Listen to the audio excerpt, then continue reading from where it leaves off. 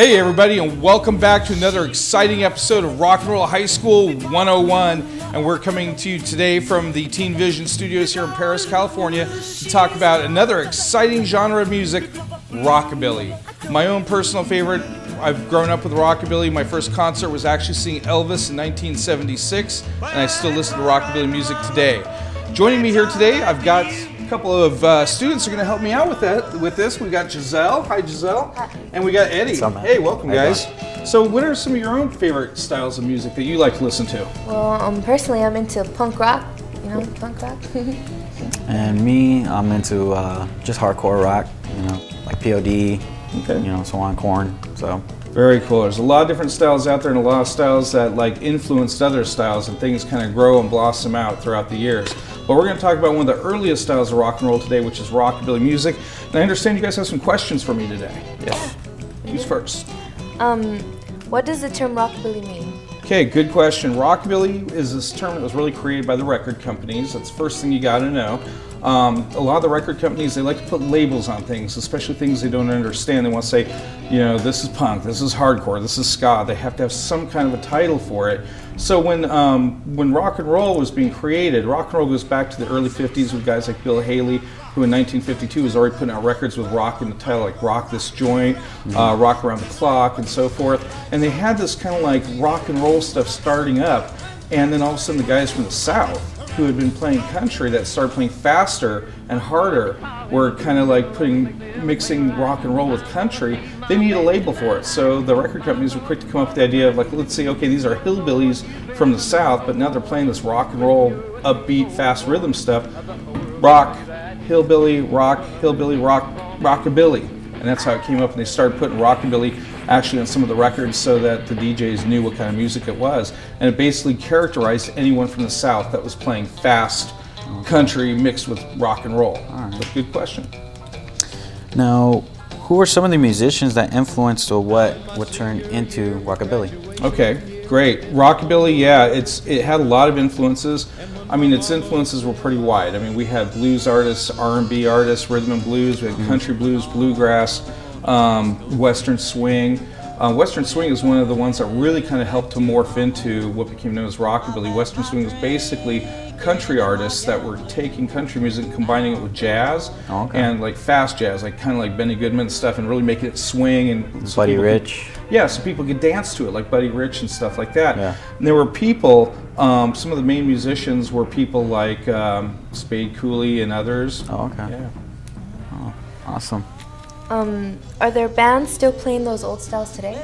Not too many, actually, but there are a few. We actually got lucky and we ran into a band that's playing that Western swing style I told you about. In Western swing, some of the big names of the past were like Spade Cooley I mentioned. There's also another guy, Bob Wills, in the Texas Playboys, who was, you know, he thought he was playing, when he heard the term rock and roll, he goes, oh shoot, we've been playing rock and roll since the late 20s, you know. He just didn't know it had a name. But today, there's a band called Cowbop, and we caught up with them at the Viva Cantina, and they play that kind of Western jazz, Western swing style that's really kind of uncommon today, but a lot of fun. So let's check out a little bit of Cowbop.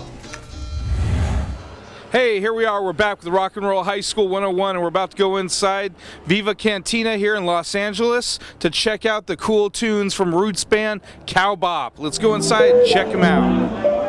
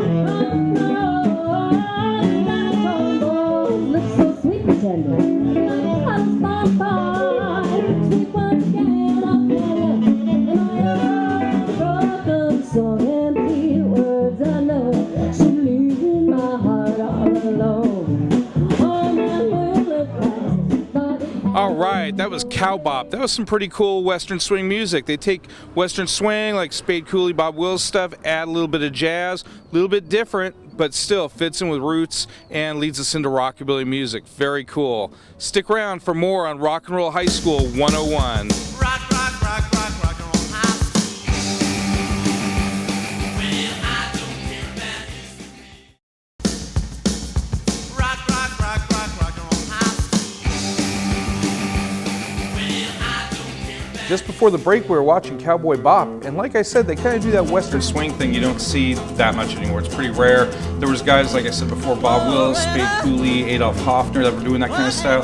And before rockabilly, there was also country guys like Gene Autry, Roy Rogers, Hank Williams, that were all kind of starting up doing country and honky tonk that would kind of lead us up into rockabilly. Okay. So what's next? So I got a question. So when did rockabilly, as we know it, first start? Actually, it started about 1954. I mean, people like to argue about, the term was first heard here or there, but generally considered about 1954 when a guy named Carl Perkins, who'd been watching a lot of dances and trying to figure out how to make a new kind of music, combining rock and roll and country, came up with his style that he went into a place called the Sun Studios in Memphis, Tennessee, and first started laying down his tracks. And when he laid down his tracks, it was like nothing people had ever heard before. It was like something really new. He laid down some songs like, just like even the one that Elvis later covered, Blue Suede Shoes. He laid that down, Honey Don't, just all these great little songs that weren't quite country, not quite rock and roll, and they were the ones that started getting that title of rockabilly, because here was a guy, a hick from the sticks, playing the sped up kind of rock and roll stuff, but it still has twang going on, and so that became what's known as rockabilly music in the early 50s. And yeah, good question. Who were some of the other rockabilly musicians of the 50s? Lots of big ones. Lots of big names that we all know. Of course, there's Carl Perkins, there's Jerry Lee Lewis, there's Johnny Cash, there's Roy Orbison, there's Ray Campy. There really are hundreds of them that all of a sudden, once they hear those guys, the ones I mentioned are some of the biggies, but once they heard them, it just exploded. There was even female singers like Janice Martin, Wanda Jackson. It became just like this huge thing where all of a sudden, like anytime a new movement comes out, kids get into it and are like, wow, that sounds cool, I want to do that too. And then all these kids just start picking up guitars, slap basses, all over the world pretty much. Mostly here in America at first, because it was kind of like a localized thing, but eventually, like nowadays, rockabilly's everywhere. Yeah, good. So how successful was this style of music? Well, if you think about it, in the 1950s, this little tiny independent studio, just some guy with a little recording instruments, recording these bands and putting out little records and limited run. He was doing okay with Carl Perkins, Jerry Lee Lewis, Johnny Cash, but then in walks Elvis Presley. Yeah. And you guys all know that name, so that kind of gives you an idea of how successful rockabilly became, because Elvis took it to another level. He had that deep baritone voice kind of, and he could play off what they were looking for is they wanted to find a white kid that sounded like a black kid, and he had that voice. And where he could have that image of squeaky cleanness that would appeal to modern America at that time, because there was still a little bit of racism and things like that going on. So here was this white kid, but he could sound black and play that fast boogie-woogie rhythms and that country rockabilly that got people dancing and moving, and he blew up overnight. And plus there's all that video, the girls just fell in love with Elvis with his slick hair and his hip shaking. He had the look, he had the sound, and rockabilly just exploded overnight in the 50s. And to this day, when you talk to people who were around back then, they'll still say, wow, Elvis was it. He was number one. He was the king. Yes. And you know what? We actually got lucky. So we got a chance to talk to one of the original rockabilly artists, a guy named Ray Campy. I mentioned him a minute ago. And Ray Campy was actually in Texas in the early 1950s playing country when he first started hearing rockabilly music. And he started playing rockabilly music too. And Ray Campy, he's got an amazing story, but he was there in the very beginnings of rockabilly music. He was there in the revival. He got rediscovered in the 70s, and he still plays today. And we just got a chance to interview him, meet up with him. 78 years old, still going strong. He played the slap bass for us. We're going to check out some of his interview and some of his footage right now on Rock and Roll High School. Hey, this is Greg with Rock and Roll High School here. We're here in beautiful Eagle Rock, California, talking with Mr. Ray Campy. Hey, Ray, how's it going? It's nice to be in high school again. Yes, definitely. We're I only gonna. get there about 3 times a week now as a day-to-day substitute. Well, we're all doing this for the love of education. We definitely want kids to get interested in rockabilly music as one of the musical genres that's out there. Ray, can you tell us a little bit about how you got started rockabilly? What got you interested in this as a form of music? Well, I had a wonderful friend, my cousin Harold Lehman, who I grew up with in Austin, Texas.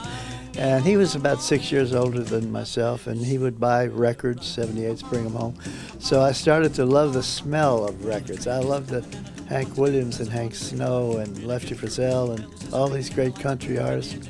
And I started to play the guitar, and my cousin played a little bit, and we started a little band in the house, you know, with friends, and started to cut little discs on audio discs with a disc cutter. And then when tape came around, about 53, I bought a tape recorder, and then I said, I can write more songs and put them on tape. It was a great thing for me to, get involved with. And so in high school, we started a band, Ramblin' Ray and the Ramblers. And we had a fiddle, a steel, and a couple of guitars, and one of the guys sang, and I sang. And we started to play little clubs at night, in high school. Just like the guys that made it real big, like Buddy Holly and Roy Orbison and those guys. They all started in high school trying to make a name for themselves and then go into record labels. And so the first record label I auditioned for was Macy Records in Houston, 1950. Harold and I took the bus down to Houston, and the record, we had Ramblin' Tommy Scott Records, and we loved him, and he had a record called Rosebuds and You on Macy. And so wherever I would see a label, an address on the label, I'd say, well, we can go there and try. And that's what got me to TNT, Poplar Street. So let me ask you, in the beginning, though, this is pre-rock and roll. What are you playing? Are you playing Western swing or honky tonk? Well, we didn't have enough instruments to be Western swing. We had fiddle, steel, and guitar. We played country music, and we played the popular songs like Hank Williams, Lefty Frizzell, Ernest Tubb, Hank Snow, Golden Rocket, Moving On, stuff like that.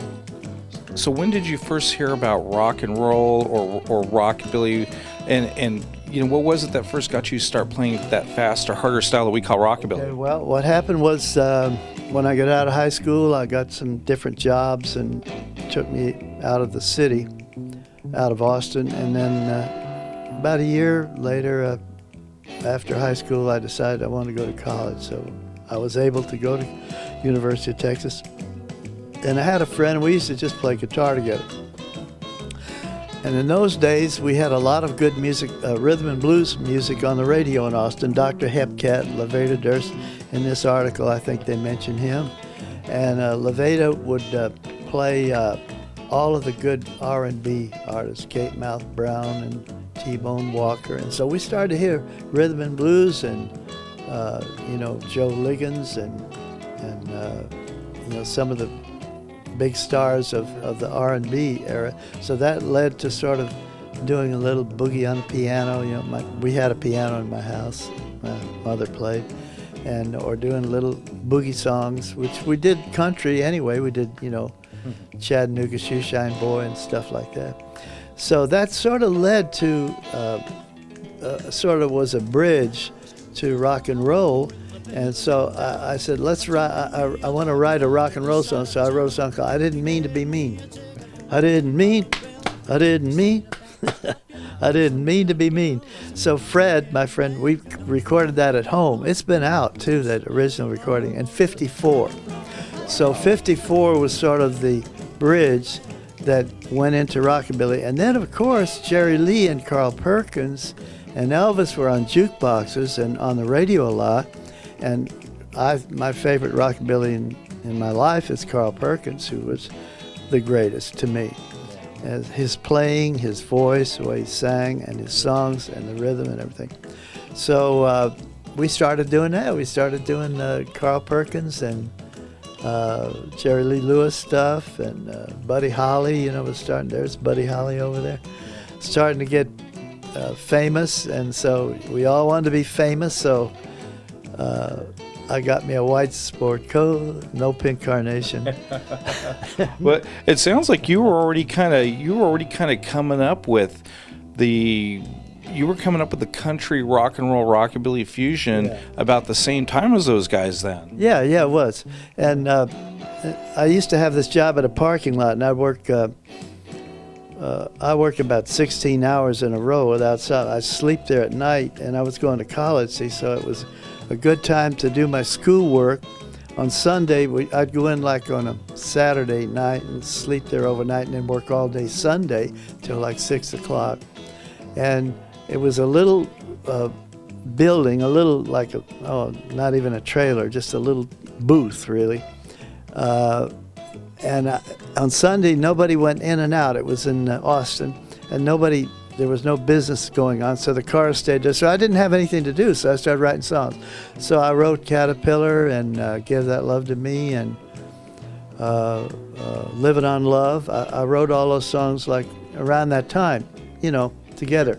So when I wanted to get on a label, and I went to TNT, Bob Tanner, he heard a few of the songs I'd cut at home, and he said, we'll try that Caterpillar and play it cool. Let me ask you this. How about going back a bit?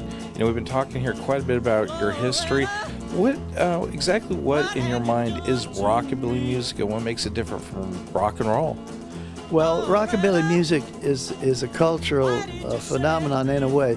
First of all, it's something that comes from the South, and it's something that is played by people that were not of the upper class, I guess. They were people that always struggled for survival, recognition, a good life, like Elvis, they were not upper middle class. They could sometimes be in the middle class and sometimes be in the lower class. But they had that desire to improve their lives. And records, and that's the way I felt, and music and records and having some kind of recognition from an audience was a way to do it. Build up your ego, build up your self-respect for yourself, help your family like Elvis did when he made money. He helped his mother, bought her a house, and did benevolent things. And so rockabilly is Southern music, but it also has that great black influence from the South, which worked its way into the white culture, and the rhythm and blues and the old blues, the real 1920s, and slavery, actually, from those years. It all blends into rockabilly. So it's a hybrid. So when the name rockabilly was not invented by the artists. The artists might have called themselves rock and roll because it was acceptable, but the word rockabilly was invented by the Eastern press, the music press, Billboard magazine, Cashbox magazine. They made up the name rockabilly. First they spelled it rock with a dash, with a dash, Billy, and then later on it got back. But I wanted to keep rockabilly in my identification. So I had rockabilly on every album. It was Rockabilly Rebel, Rockabilly Lives, Rockabilly, and so I tried to keep that name, and Ron Weiser did too. Ron Weiser was Rollin' Rock. He wanted rockabilly to be, that's the word, and now it is the word. It's pretty much accepted. But the big boys, they don't want to know anything about it. Never have, and never will. I mean, maybe I'll be 120, but they're never going to do. So the only difference between rockabilly and rock and roll pretty much is that if you're from the South and you're doing fast music, it's rockabilly? Music should never be named. And this is one of the problems. Music is named only as a convenience to the record stores, so they can put this in that shelf and this in that shelf and this in another shelf. Music is always, every kind of music is such a blend of everything. Yes, it does have a name. But if you call it, what is blues? What is rhythm and blues? What is swing music? It's just a word. It doesn't really music. It should be heard and not labeled. Ray, we've talked to you a lot. We picked your brain a lot. You know, the question I ask everyone, one of my burning questions is, for young kids that are maybe just starting to listen to what you might call rockabilly, roots, rock and roll music today of the past, what advice do you have for them? Like, what should they listen to? What should they be thinking about? What advice do you have for young kids today? Well, try to accept and understand music with taste. Music doesn't have taste today, especially rap. Try to look for the people that did the most difficult and rose the highest. You know, whether it's symphony music or big band music or bluegrass, or, you know, if it's as good as Bill Monroe or Lester Flatt and Earl Scruggs, it's not going to get better. So find the best and make those the people that you want to bring into your life. Don't bring the trash into your life. You don't need it. It's not going to help you. It's not going to advance you musically or spiritually or mentally. So try to find the best. That's why Elvis is popular. Elvis did the best. Elvis didn't make any bad records. He might have done some weak songs that weren't as good as this one or weren't as good as that one. But you look at the career of Elvis or any of those guys, Jimmy Rogers or Hank Williams. I mean, Hank Williams only recorded for 5 years. So God, the stuff he did, Luke the Drifter and all the different ideas. So I try to be versatile, you know. One guy that was Ferlin Husky, because he was Simon Crumb. He was also Terry Preston in Capitol, and then he went back to his real name. He started on King, which I did one of his songs on this tribute to King we did. And these people were versatile. They tried different things. And Buddy Holly tried. He was quite talented. He tried a lot of different things. And so don't get stereotyped in where your mind is, well, I just have to do this. Well, any final thoughts that you just like to throw out before we end up here? Anything? Well, I appreciate you coming out and visiting, and I hope the students will enjoy the program, and I hope they continue with music, those that want to do it. And I know a lot of them, because I do, as a substitute, I do a lot of music classes, and the kids are wonderful. They conduct their own jazz bands and Latin music, and the high school kids especially. So I hope I can be a little bit of give some good advice to the students today. Well, thank you so much. This has been Greg McWhorter and Ray Campy for Rock and Roll High School 101. Stay tuned. How much I love that woman of mine. How much I love that woman of mine. A sweeter love I'll never find. If I can't have her with me all the time, what would I give to have her now? What would I give to have her now? I'd give my life, it's no good, no how. If I can't have her with me all the time. Well, if you see what you tell her from me, her sugar daddy full of misery. I want to hear her when the sun goes down. I've been looking all over town, but I can't stop my crazy heart. No, I can't stop my crazy heart. I feel just like gonna break apart if I can't have her with me all the time. Wow, Ray Campy was just such a gracious guy. Let us come into his house like that and interview him. Amazing individual. Like I said, he was there for all aspects of the rockabilly movement from the beginning to the end to now. I mean, he's just an amazing guy. We've got one more of the originators of rockabilly to look at. We have a little bit of footage from Wanda Jackson, who is considered the queen of rockabilly. Elvis was the king. She's considered the queen. They actually supposedly kind of dated for a while, so it's kind of cool. But Wanda Jackson, very cool lady, still playing today as well, still putting out albums. So let's check out Wanda. Like a second,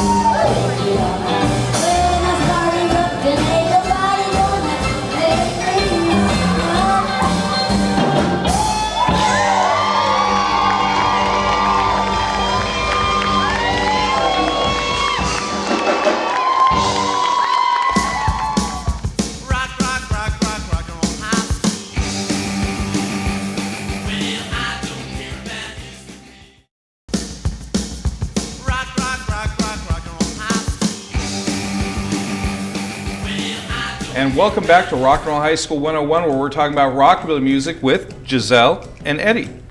And here we are. So I understand, Giselle, you've got another burning question for us. Yes, I do. Okay. Did anyone still play rockabilly after the 50s? Ooh, good question. Yeah, well, rockabilly kind of died off after the late 50s because other styles were coming in. Yeah. And, in the early 60s, you started having garage rock, and eventually in the early 60s, the Beatles hit, which is a big band. And rockabilly kind of became old news. That's, not the thing anymore. People were past that. Mm-hmm. So, but there were some musicians that kept playing it all through the 60s, trying their best, but they weren't having much success because the new sounds had come in and they were finding themselves getting smaller and smaller shows. And it really wasn't until about 1968 when Elvis did his big 68 comeback tour that people started remembering those old styles again that they grew up with and thinking, that stuff was cool. We ought to bring that back. And then there were also some groups like Sha Na Na, TV shows like Happy Days, films like American Graffiti that were kind of still keeping that 50s style alive with, the greasers and the cars and all that cool stuff, the guys with the DuckTales and all that. And there was people trying to keep it alive. Don McLean was another one. There was a few musicians, but not many. Some people say Creedence Clearwater Revival was another one that kind of kept it alive a little bit, that kind of roots style. But there really weren't that many until later on. Yeah. So how did Rockabilly revival come about?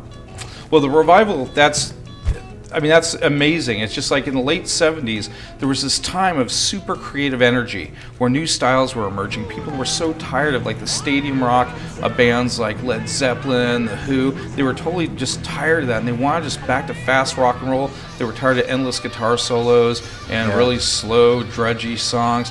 And people said, hey, let's get our guitars, let's shred, let's play some fast music again. Yeah. So in the late 70s, you got punk rock that starts up. Okay. And at the same time that punk is starting up, other guys are starting up other things, retro scenes, like the surf scene starts up again with like John Blair and the Night Riders and other groups. And then for some reason, rockabilly was another one. It just all of a sudden had this explosion. And you got bands like the Cramps, who are originally from New York when they started playing, and they found all these old rockabilly records and said, hey, some of this stuff's really cool.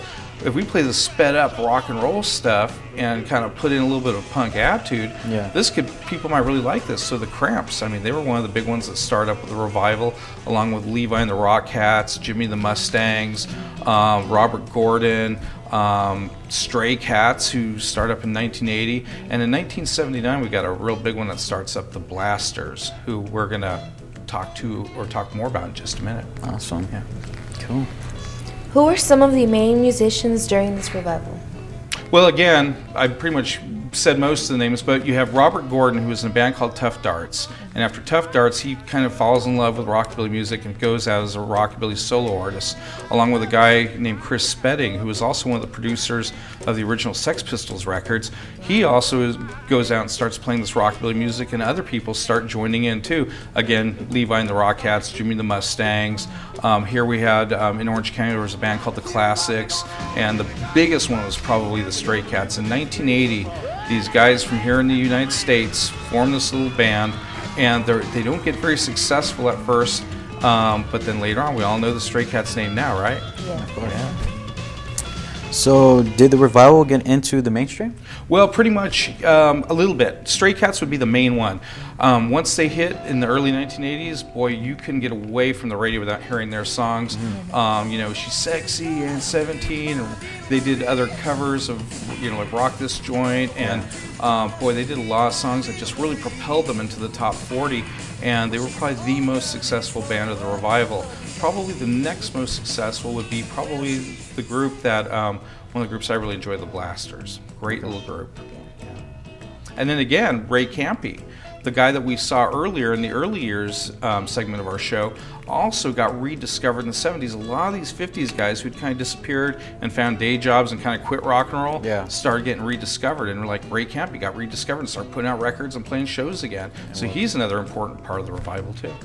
You guys ask a lot of great questions, and there's better people to give you answers than I can, and one of them is a guy named Phil Alvin. I talked about the Blasters, a great band. Phil's got an interesting take on what rockabilly and roots music is, so I'll let him do the talking. Let's check out Phil Alvin.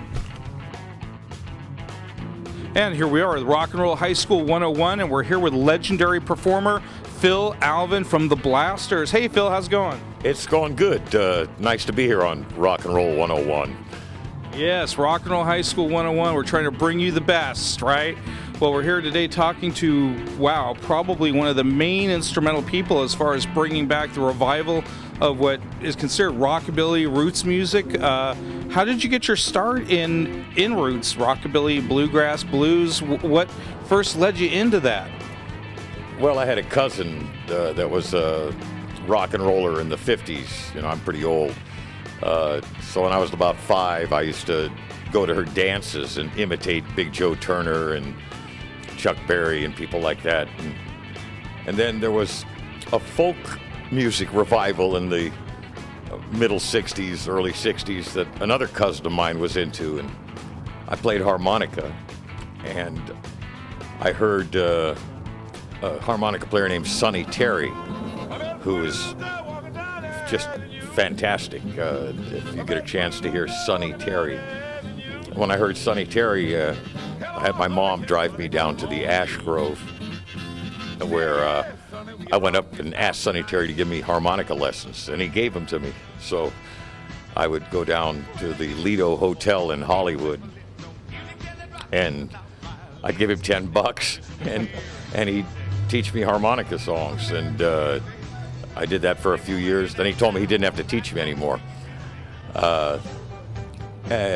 And you know, a lot of the names that they have for music, rockabilly, blues, rhythm and blues, bluegrass, country, you know, so many of those names are marketing names. You know, there's certainly core styles that you can differentiate with, but I never really differentiated between those styles much. When people say rockabilly, which meant something, I guess, when it meant, you know, a white trash kid playing black blues. But you see, even the notion that blues is just black, it's not true, you know. And if you go back to the beginning of recorded history in the 1920s and in the teens, you'll find all kinds of people, whatever color or nationality they were. It's truly American music, which is what the Blasters always called it. And it's actually global music. The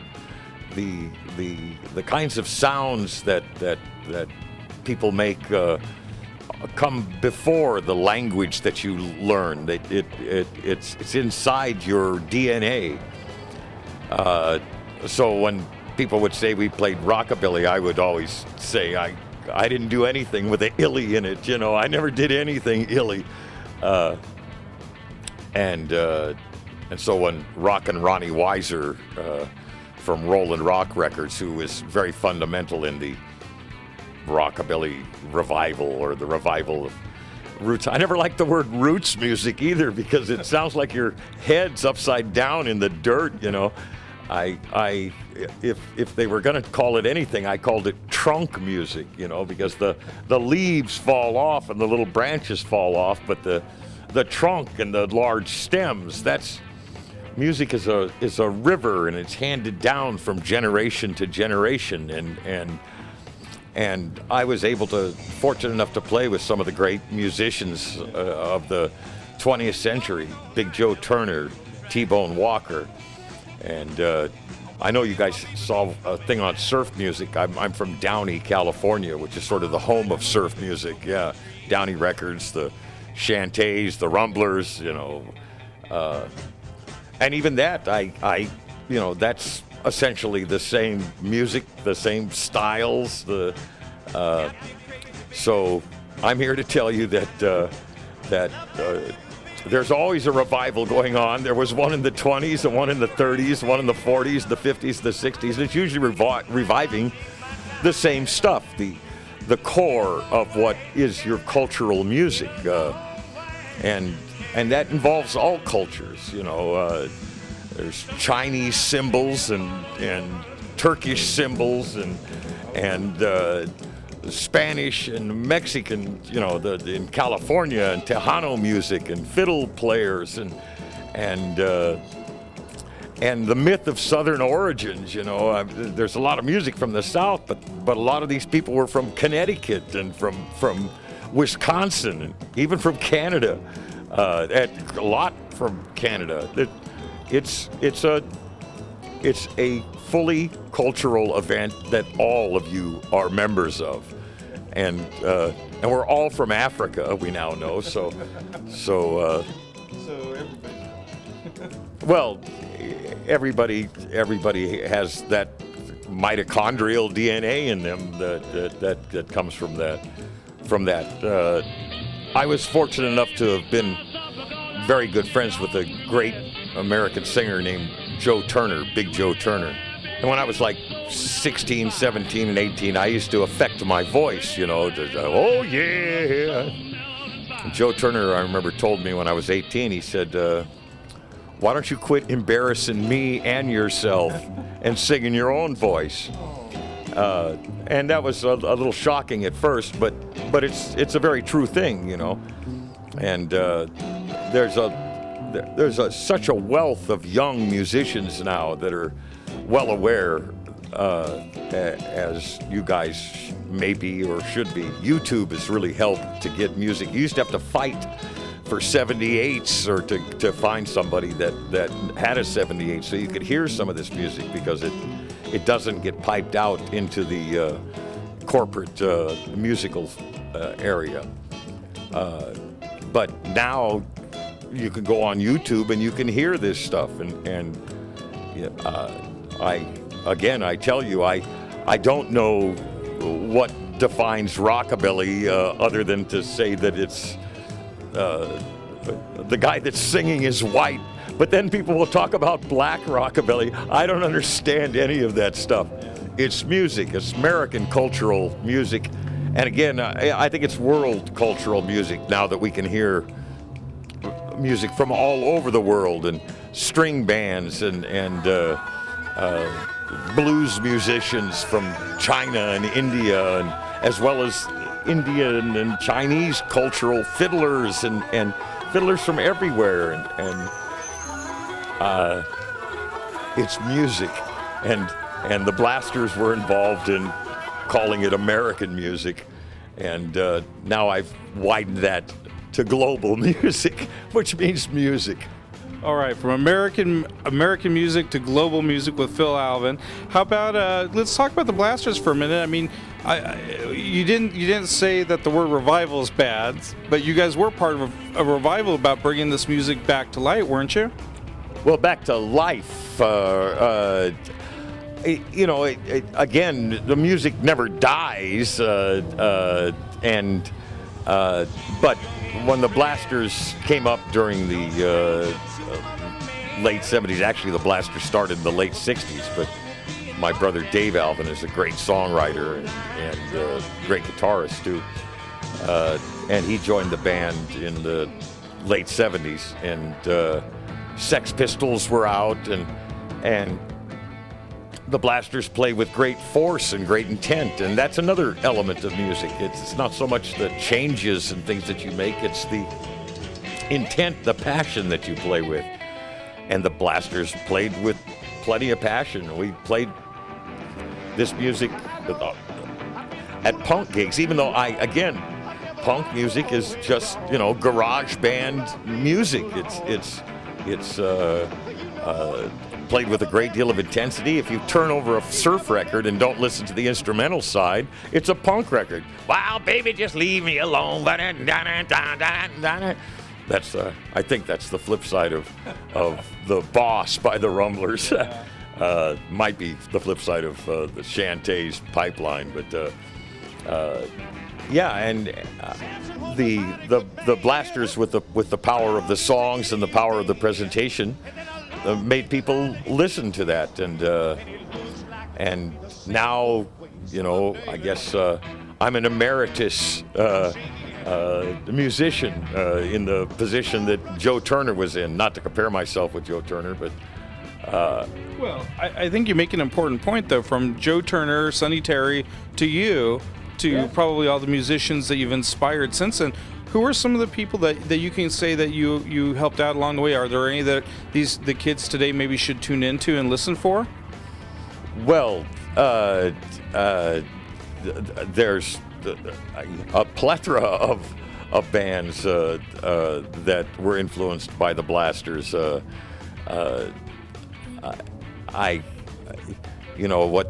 they call psychobilly and things like that was certainly influenced by the Blasters and by the Cramps, who was another good friend of mine, Lux Interior, who's passed away now. But we used to play with the Cramps a lot.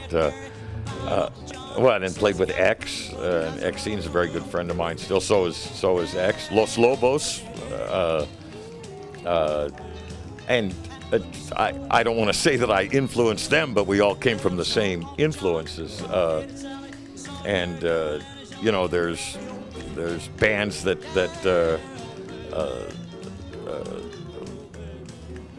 play with us now that were influenced by the Blasters.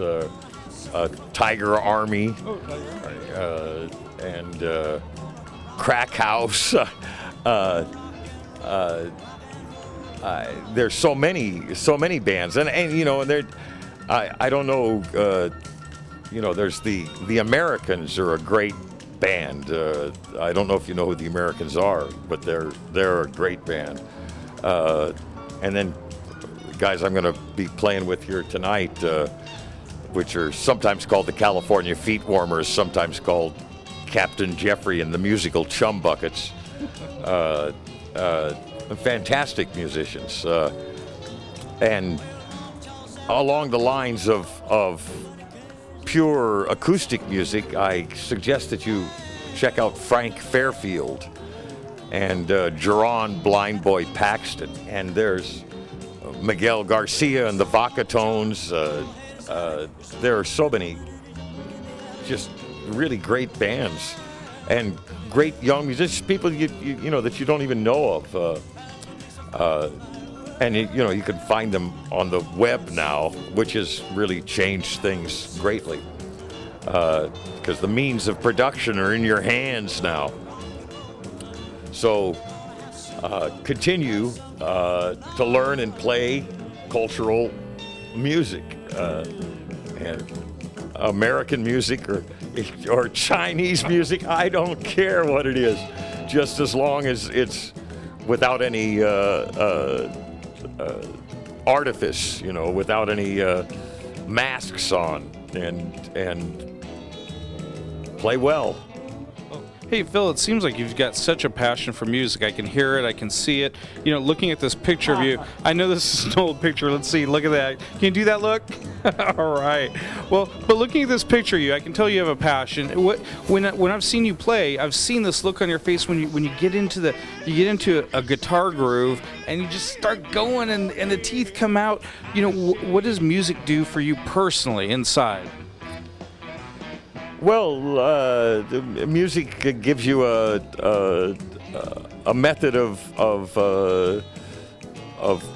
tracing out your emotional interior, and I do that, and I do it with abandon. I don't know how to play or sing without abandon, and usually when I'm done at the end of the night, I'm washed out. I'm clean. I can go do mathematics, which is another passion of mine, and that's what music does. It gives people a quilt to sew their emotional content into, and their communication, and their the people that they love, and the people that they hate, and the principles that they want to represent, and that's what music does for me. Okay, so any final thoughts you'd have for kids that that are getting into what you would call, I know we're trying to avoid the terms, but let's say roots, rockabilly, psychobilly. I mean, kids that are finding this music, this blues-based music, this trunk, if you will. The trunk music. What would be your final word for them on that? Well, follow your ear and follow your heart, your ear and your heart won't lead you wrong. That's my advice. And don't concern yourself so much with when something was made, just that it was made. And go on YouTube and investigate all of these different modes of sound and enjoy it. You heard it here from Phil Alvin for Rock and Roll High School 101. Thank you, Phil. All right. Thank you, Greg. I'll see you guys.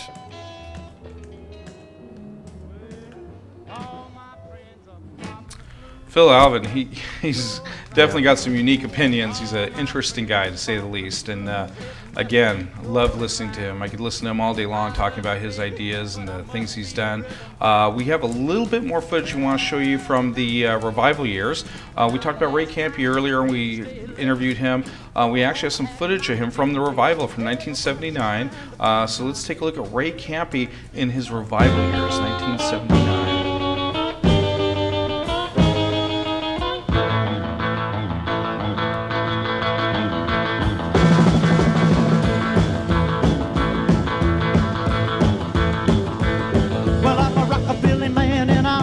Say I am the original rockin' big bass slapping man.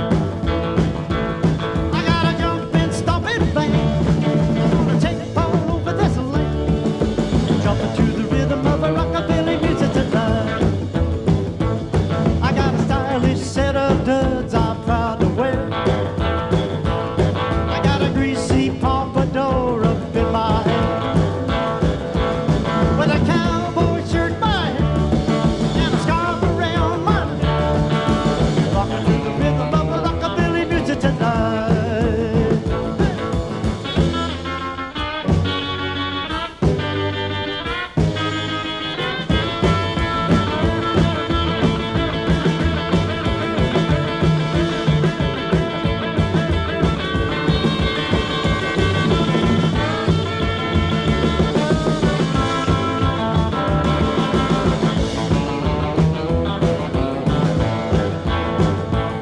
Well, hold on, you just can't keep still.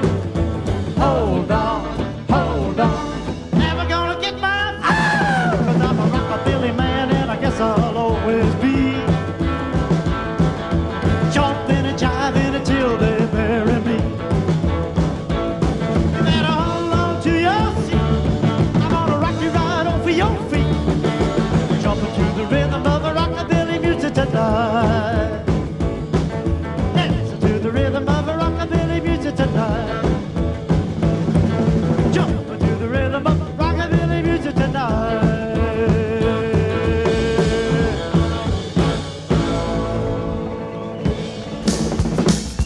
Rock, rock, rock, rock, rock on high school. When I don't care about history. Rock, rock, rock, rock, rock on high school. When I don't And welcome back to Rock and Roll High School 101, where we're still talking about rockabilly music with Giselle and Eddie. And boy, we've seen some interesting, exciting things today, learning about this genre of music, and I believe you guys got a few more things to ask about. Yeah. When did modern rockabilly start?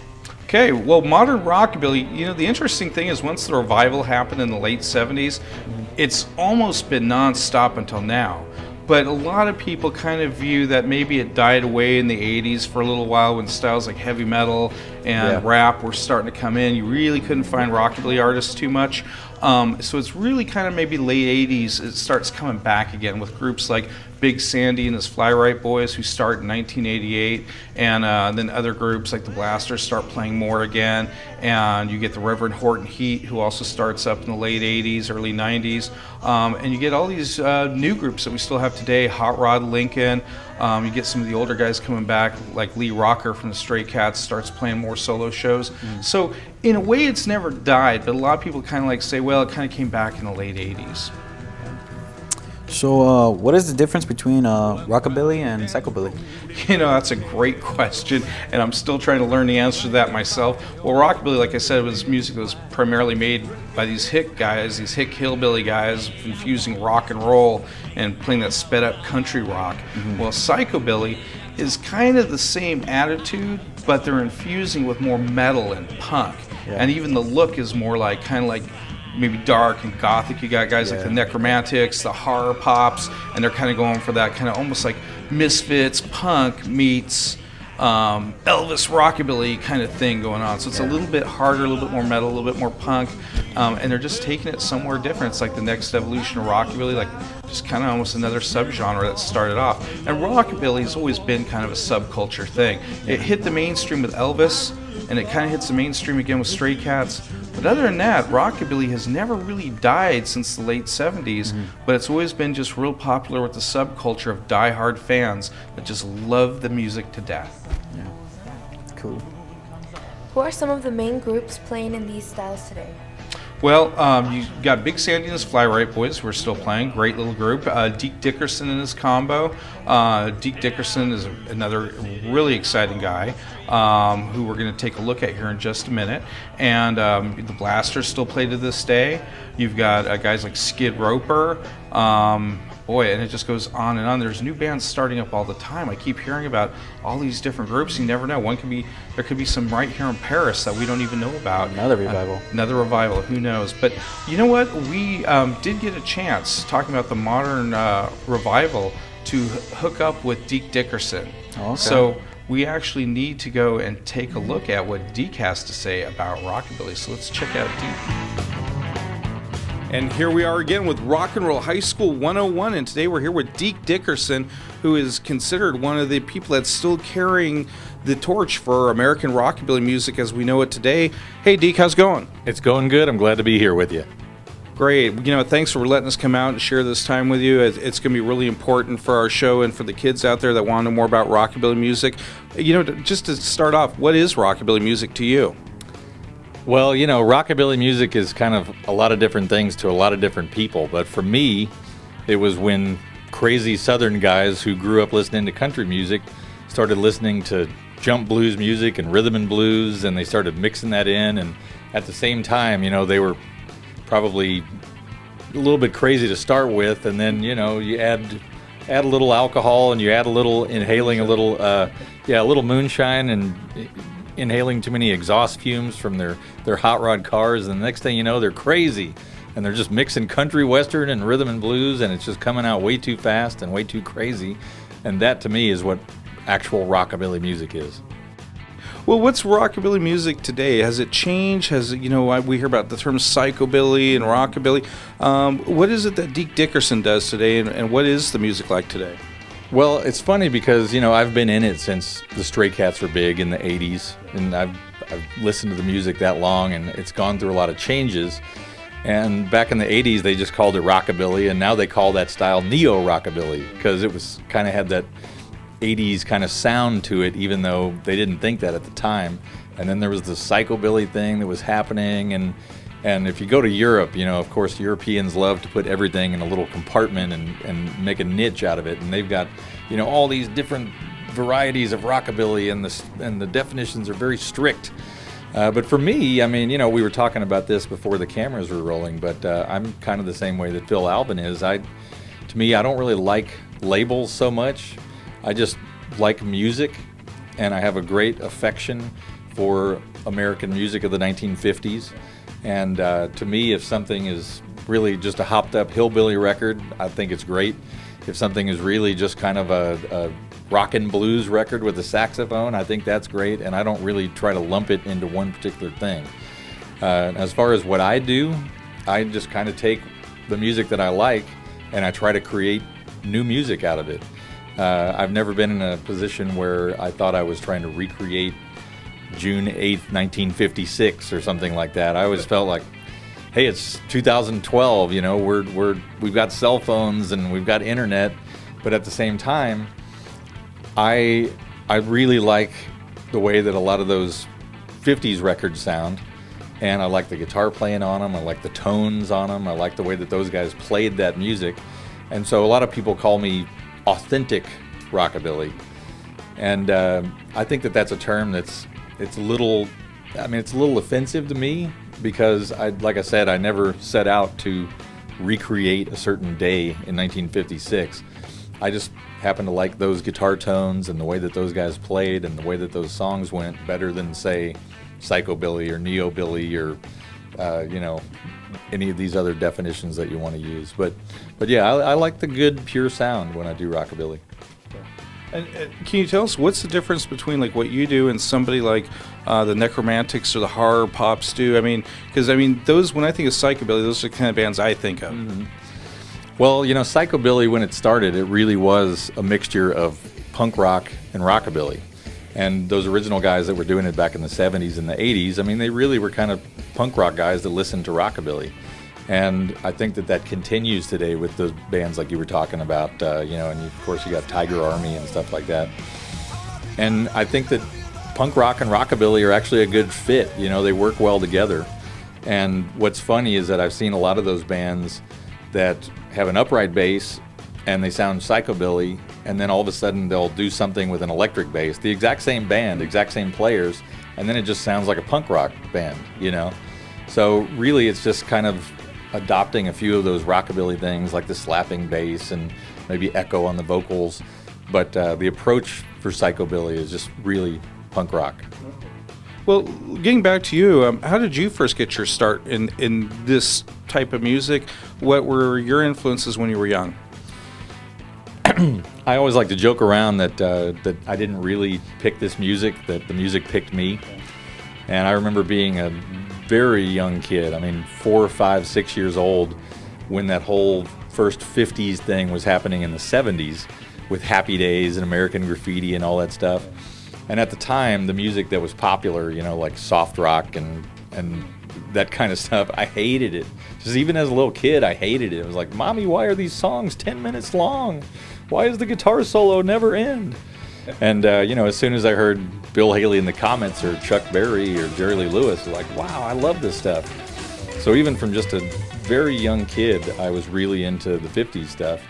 And, my tastes have expanded, and I like a whole lot of different things, basically from the dawn of recorded music up until the present.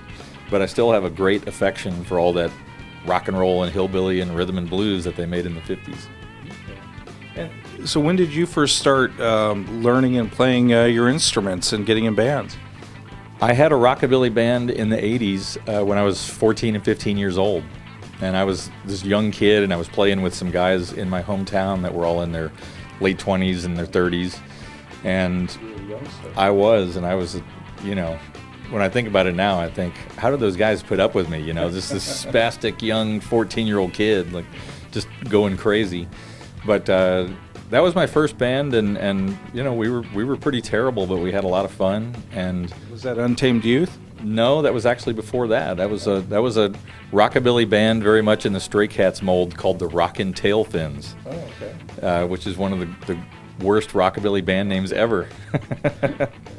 But man, we had a lot of fun, and this was back in the era when a lot of those bands were touring. So when the Blasters came through, we camped out in front of the club because we were too young to get into the club, but we wanted to meet those guys when they got there, and actually have a hilarious story of when I first started driving. It's too long to tell, but I was 16 years old. I just started driving, and the Blasters came to town, and I took Phil Alvin out to my dad's place to do some record swapping the next day.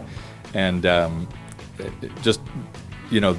meeting of Phil Alvin and this innocent little 16-year-old Missouri farm kid driving around in country roads was hilarious, and it's so great that I still get to know him now. Yeah.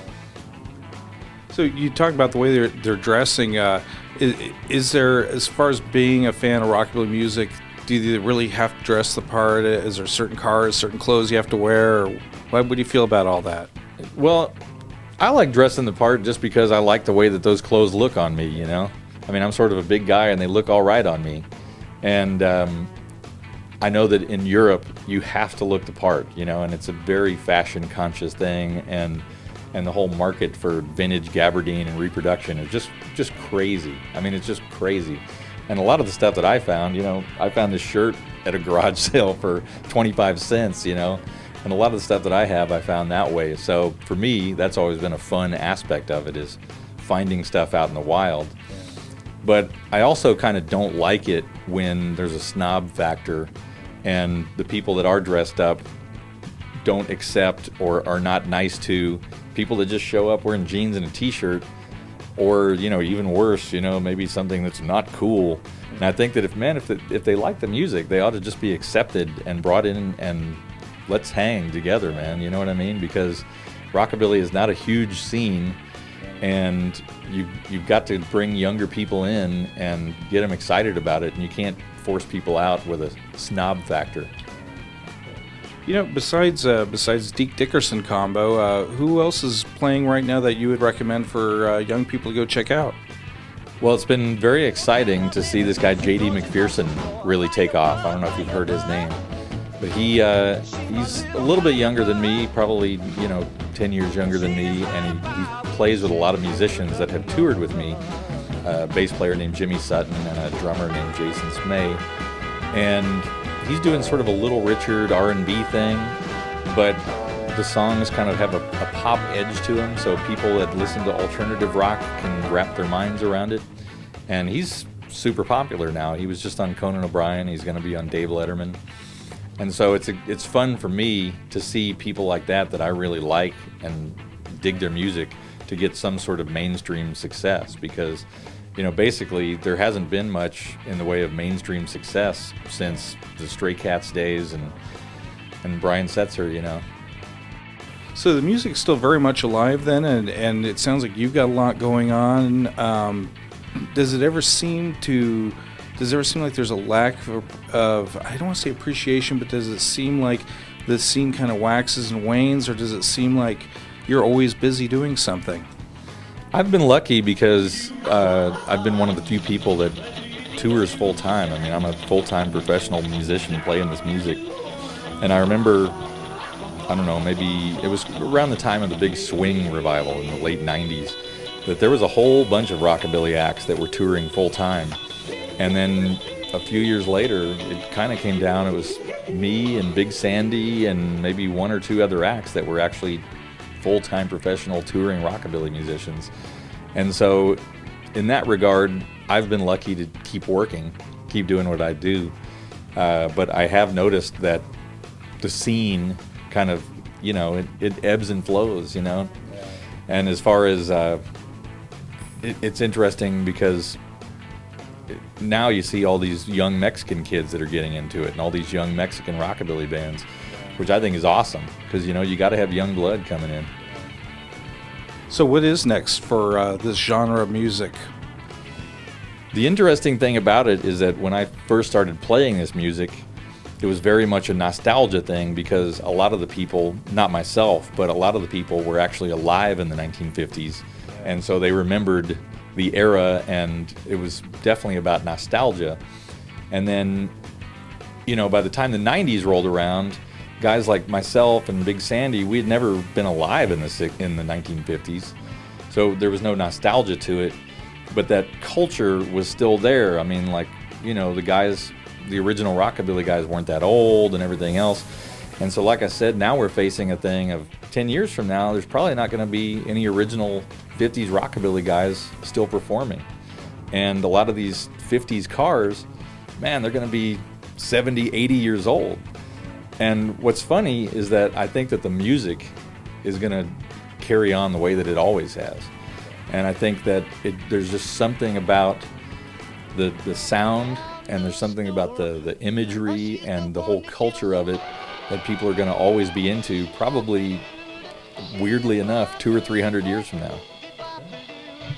Okay, wow, that's it's pretty interesting. You're jogging my mind about a lot of things too, because I think that it's true. Like you said, there's a good meld between punk rock and rockabilly, and I know punk kind of seems to be kids always seem to gravitate back to it at some point. We're doing this show, for our high school audience, trying to get kids to check out different genres of music. What would be some thoughts that you would have for young kids that might be interested in listening to this music? Who should they be listening to? What should they be doing? The cool thing that's about living now is that everything's on YouTube, so you can go sample a whole ton of stuff. Whereas when I first got into this music, and the kids out there are going to laugh, but we would actually have to go search these records out in the thrift stores and the record stores, and you'd get so excited about finding some rare record, and now it's on YouTube with 100,000 plays. But I would say that the main thing, if you're a young kid getting into this stuff, is just to get it out of your mind that this stuff happened 40, 50, 60 years ago. You got to think in terms of, is it good or is it bad, And if you play a Little Richard record or a Gene Vincent record that was recorded almost 60 years ago, man, that thing sounds alive. You know what I mean? It's just like you plugged a light into the wall and this bright light came on, and I don't think that's ever going to diminish. So a lot of kids have a hard time wrapping their heads around anything that happened before punk or even before Led Zeppelin or whatever. But thanks to YouTube, you can go look up ancient stuff that's impossibly rare on the original record, and it's right there for you. So I would say get on the YouTube and just start entering in, rockabilly and jump blues and hillbilly and all that kind of stuff, and just follow a bunch of links and see what you like. Great, thanks. Greg and Deke here for Rock and Roll High School 101. Thanks a lot, Deke. Hey, thank you. Deke Dickerson, he doesn't like to be pigeonholed as just a solely rockabilly artist or this or that artist. He tries to combine a lot of styles. But what I really admire and respect about him is how he's using a lot of that old equipment that you saw in the footage behind him. He's using all that old recording equipment and trying to intermix it with today's technology to still kind of keep that authentic sound from the past while yet embracing today's time. So it's a pretty cool thing he's doing. Yeah. Now was fashion important to the music? And also vintage cars, are they important too? Fashion and cars, every scene's got to have its look, right? Yeah. Well, fashion and cars, absolutely. There is that certain rockabilly look. Elvis had that slick back, pompadour hair, and guys with ducktails, and girls, had that kind of almost Betty Page look with their hair all up in bows and polka dots and skirts. And yeah, fashion's a big part of the rockabilly scene. Even today, when you go to places like the Hootenanny, you'll see people just dressed to the nines in that style. To them, it's like almost like a badge of honor to wear those old-fashioned styles, because to them, it's just like it's hip, it's cool, and it's kind of like it almost has everlasting appeal. Same thing with the cars. Cars, people love old cars. I do too. I'm a big fan of old cars. I used to have a '55 Oldsmobile. Yeah, I love those old cars, and kind of like that. Just those old cars from the '50s that were just made so tough, so cool. Guys love to fix them up, listen to the music, and have the girl next to him who's dressed in that same style. And it's just an all good vibe. So we actually got to hook up with some people at an annual event that happens here in Southern California called the Hootenanny. It's been going on for years. I think it's been going on since about the early 1990s, actually. Big groups like the Cramps play there. This year they had Reverend Horton Heat play there, and Rancid, and we were able to catch up with a lot of different fans of the rockabilly movement, and they expressed to us their love of cars and fashion. And we're just going to take a look at some footage now from the Hootenanny and check out the cars and the fashion. So let's check it out.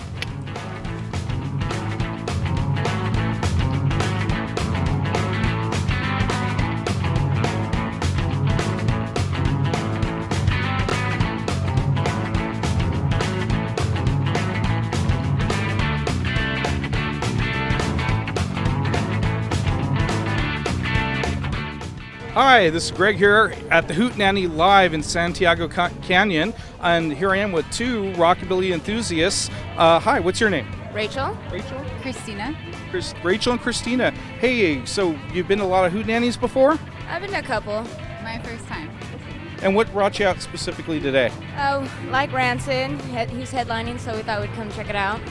And are you a big fan of rockabilly or psychobilly? I'm more psychobilly. I was really into the punk music, and when I saw when I started hearing the crossover with the rockabilly, old blues and stuff, I really enjoy that. So What's the difference to you between rockabilly and psychobilly? Is there one? I think there is. I think rockabilly is more old school, taking on like Elvis or something where it has a more of a blues sound, more relaxing, just relax, good time, barbecue music, you know. I think psychobilly has more of the rock. It's got the punk music in there. They got the snare drum, you know, the fast pace. I think it's more of a party sound, I guess. Okay, and who's the best psychobilly band today, do you think? I wouldn't say the best, but I'd say I'm very into the Horror Pops. That's my band right now. I definitely love a chick band. Well, very cool. Thank you so much for giving us your time, and have a great day here at the Hootenanny. No problem. You too. Thank you.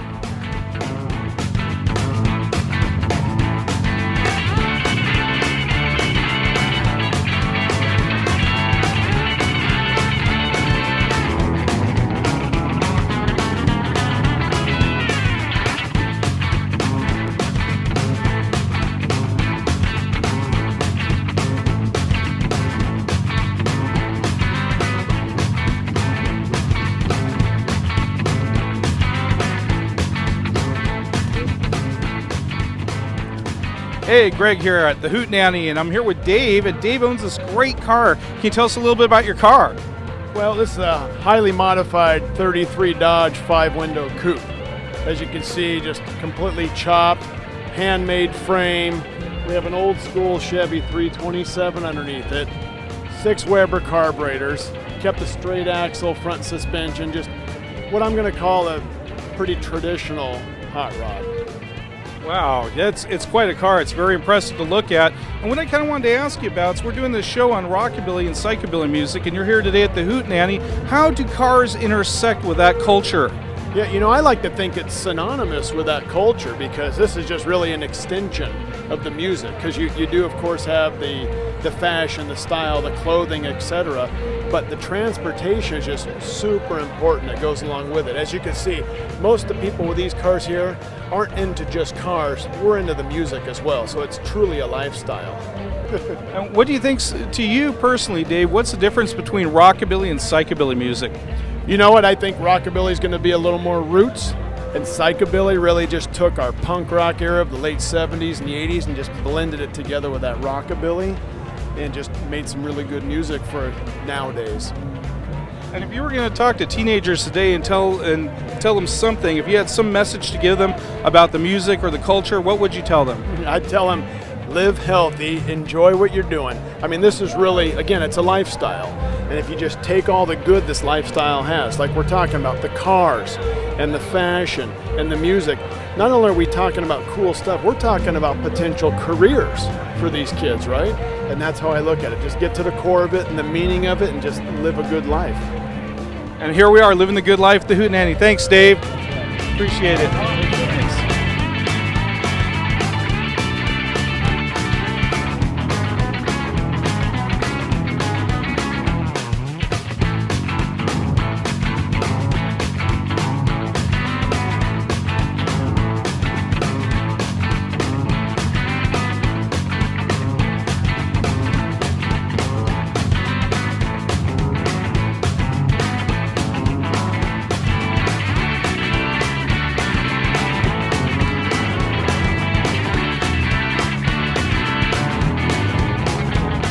Okay, and here we are at the Hootenanny still, and we're looking at fashion right now.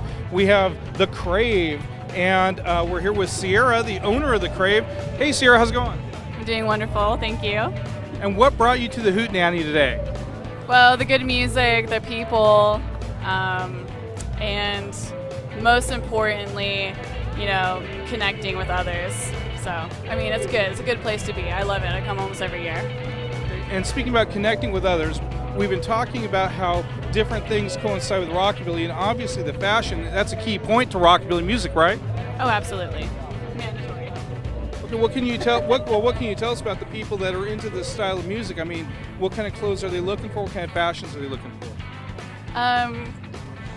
Well, there are many different facets. You have the psychobilly kids that have the crazy hair and the really like intense colors and and leopard prints that are like hot pink.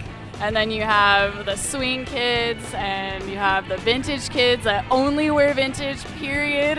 And if you don't, they judge you. And then you have just your normal everyday folks that come out and just have a good time. But if you're someone that's really into the scene, then your hair, your makeup, your clothing, down to your shoes, what underwear you wear, everything is really important. Hey, it's been great talking to you, Sierra. Thanks so much. Greg from Rock and Roll High School 101.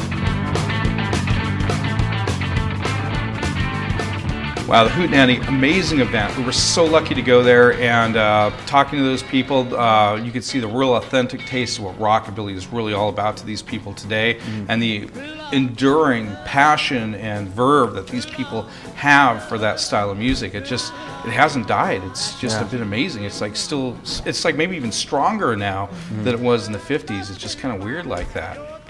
Well, yeah, I kind of noticed your records. Are they part of the collecting, of all a big thing? Well, yeah, definitely. I mean, I brought in some 45s. 45s are some of my favorites. There were different formats. There was the 45s, the 78s, the LPs. I brought in some records on the Meteor label, local Rockabilly, Tex Baker, who's here from Lake Elsinore. We got Star Day records, with some of the southern labels. I actually even brought in a couple of Sun records here to show you. Oh, okay. Gene Vincent, Dwayne Eddy. Here we go. Here's Johnny Cash right there. Johnny Cash on the Sun label. Amazing stuff. Buddy Holly. Jerry Lee Lewis. Whole lot of shaking going on. Great stuff. Yes. Absolutely. Rockabilly fans love to collect Rockabilly records. They're expensive. They're rare, hard to find. But there's a lot of reissues that are inexpensive. But a lot of people, a lot of Rockabilly fans don't like the digital downloads, because just like they want a real vintage car and the real vintage clothes, they also want the real vintage vinyl. It just kind of goes with it. You got to have the original deal. And there's nothing cooler than watching that vinyl spin on a turntable and listening to it and kicking back and having a good time with your friends. But the guy who created the what's known as the Rockabilly Price Guide is a guy named Dick Blackburn, a really smart guy who knows a whole lot about Rockabilly. Let's check out his take on records with Dick Blackburn. What were some of the main record labels that were putting out this kind of music? Well, Sun Records was the big one. That was in, and the most famous, of course, that was the one Elvis was on. And Billy Lee Riley and Warren Smith and all these other guys that were on Sun. And then next to Sun in Memphis was a smaller label called Meteor. And they also had people like Charlie Feathers and Junior Thompson. And these were kind of the cornerstones of, I would say, of Rockabilly. And you had Rockabilly being done in interesting areas like Memphis is supposed to be the birth of it, but also you can find at the same time that Memphis was doing Rockabilly, Dallas and Fort Worth and Houston in Texas were also doing Rockabilly, and out in California you also had Rockabilly, because a lot of the southwestern people, musicians, etc., during the 30s, they had the parents, they moved to California. So you had, I would say, those three major sections, Texas, Memphis, and Los Angeles, what I would say were the three major centers of Rockabilly music. How did the musicians or the labels distribute their records? Well, a lot of times they distributed them from the back of their pickup truck, because they didn't have a lot. They would press them up themselves. They have very limited pressing. That's why they're so rare and valuable today. At least the good ones are valuable. And some of them had to lease them to other major labels.